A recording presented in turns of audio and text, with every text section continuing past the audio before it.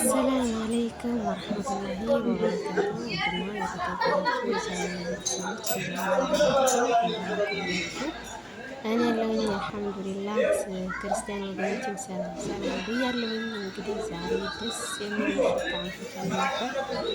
ይህ ቻናል አዲስ ቻናል ነው። ሰብስክራይብ በማድረግ አበረታቱኝ። የሁለተኛ ቻናል ሶሶ ቲዩብ ይባላል ማለት ነው። እና እንዴት ናችሁ? ደህና ናችሁ? እንግዲህ አሳያችሁ እንጂ በድምጽ ቀጥስኩላችሁ ደስ የሚል ምሽት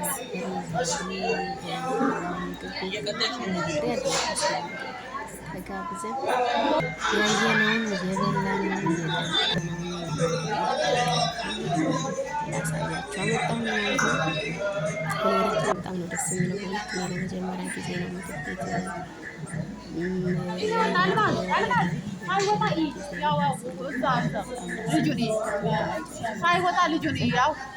ሄደን እንግዲህ የቱን